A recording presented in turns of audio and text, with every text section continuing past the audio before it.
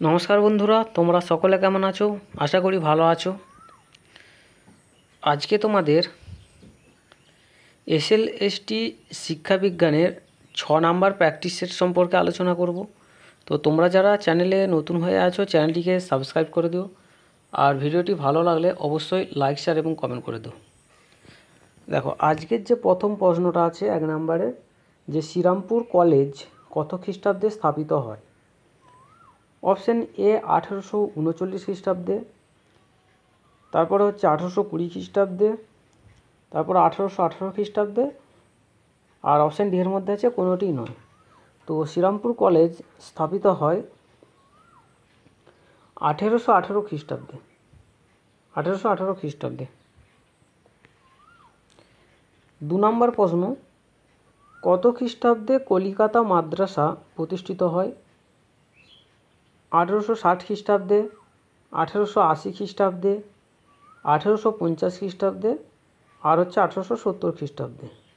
তো কলকাতা মাদ্রাসা প্রতিষ্ঠিত হয় 1870 খ্রিস্টাব্দে।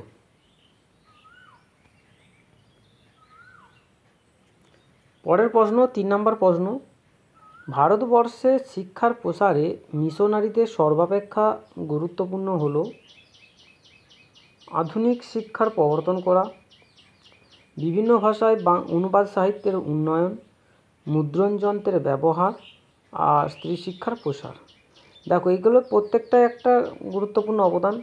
তো বিশেষ করে মানে কি বলবো, স্ত্রী শিক্ষার প্রসারের চেষ্টা করেছিল, মুদ্রযন্ত্রের ব্যবহার এটাও তারা চেষ্টা করেছিল, আর বিভিন্ন ভাষায় অনুবাদ সাহিত্য, আর আধুনিক শিক্ষা প্রবর্তন করা, এগুলো কী করেছিল না মিশনারিরা গুরুত্বপূর্ণ ভূমিকা রেখেছিল।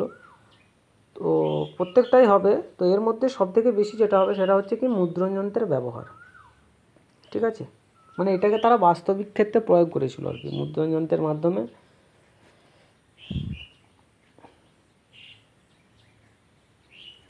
4 নম্বর প্রশ্ন,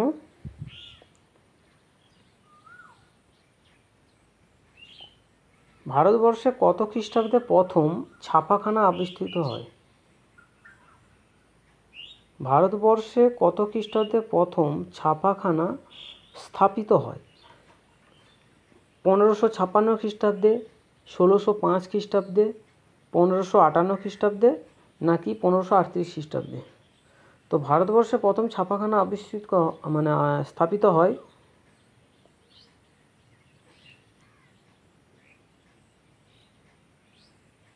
1556 খ্রিস্টাব্দে। 1556 খ্রিস্টাব্দে, অপশান এ হবে সঠিক উত্তর। পরের প্রশ্ন, 5 নম্বর প্রশ্ন, মিশনারিদের মধ্যে কে ফোর্ট উইলিয়াম কলেজের প্রাচ্য ভাষা বিভাগের প্রধান ছিলেন? Option A Ward, option B William Carey, option C Reverend May, আর অপশান ডি হচ্ছে আলেকজান্ডার ডাফ। তো মিশনারিদের মধ্যে ফোর্ট উইলিয়াম কলেজের প্রাচ্য ভাষা বিভাগের প্রধান ছিলেন উইলিয়াম কেরি। অপশান বি হবে সঠিক উত্তর। 6 নম্বর প্রশ্ন, জিসিপিআই কত খ্রিস্টাব্দে স্থাপিত হয়? তো এখানে অপশান এ দেওয়া আছে 1820 খ্রিস্টাব্দে, অপশান সি 1824 খ্রিস্টাব্দে, অপশান বি 1823 খ্রিস্টাব্দে, আর অপশান ডি হচ্ছে 1830 খ্রিস্টাব্দে। তো জিসিপিআই স্থাপিত হয় হচ্ছে 1823 খ্রিস্টাব্দে।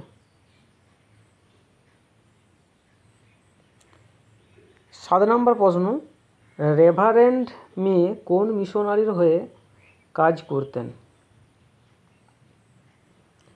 এখানে অপশান দেওয়া আছে দিনেমার missionary, Scot missionary, London missionary, আর হচ্ছে চার্চ মিশনারি।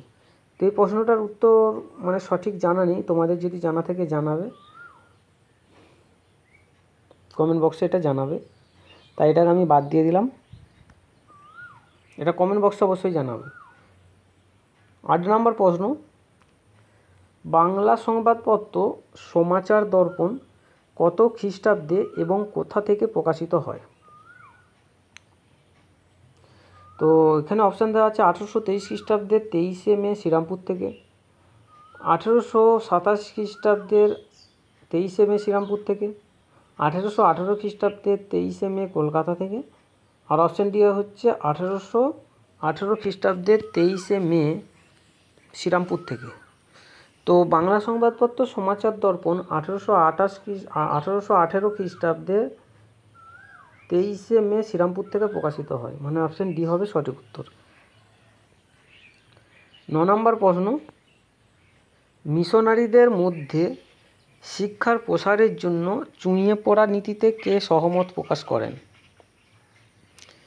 এখানে অপশান দেওয়া আছে উইলিয়াম ক্যারি, রেভারেন্ড মে, আলেকজান্ডার ডাফ আর ক্যাপ্টেন জেমস স্টুয়ার্ট। তো চুঁইয়ে পড়া নীতিতে সহমত পোষণ করেছিলেন আলেকজান্ডার ডাফ। অপশান সি হবে সঠিক উত্তর।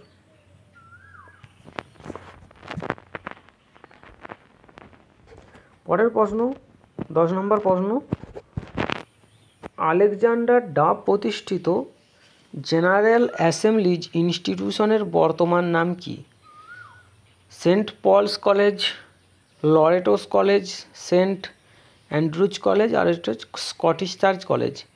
তো আলেকজান্ডার ডাফ প্রতিষ্ঠিত জেনারেল অ্যাসেম্বলিজ ইনস্টিটিউশনের বর্তমান নাম হলো Scottish church college. Option C হবে সঠিক উত্তর। 11 নম্বর প্রশ্ন, প্রাচ্য পাশ্চাত্য দ্বন্দ্বের প্রধান কারণ কি? তো প্রাচ্য পাশ্চাত্য দ্বন্দ্বের প্রধান কারণ অপশান এ রক্ষণশীলতা, বি দেশজ শিক্ষার প্রতি একাত্মবোধ, অপশান সি হচ্ছে ধর্মপ্রচারের সুবিধা, অপশান ডি হচ্ছে স্বার্থ সিদ্ধির উদ্দেশ্যে। তো প্রাচ্য পাশ্চাত্য দ্বন্দ্বের প্রধান কারণ হলো রক্ষণশীলতা বা রক্ষণশীল মনোভাব। ঠিক আছে, এটা হচ্ছে সঠিক উত্তর। 12 নম্বর প্রশ্ন, কোন আইনের দ্বারা কোম্পানি ভারতের শিক্ষা ব্যবস্থায় আর্থিক অনুদানের সম্মতি হয়?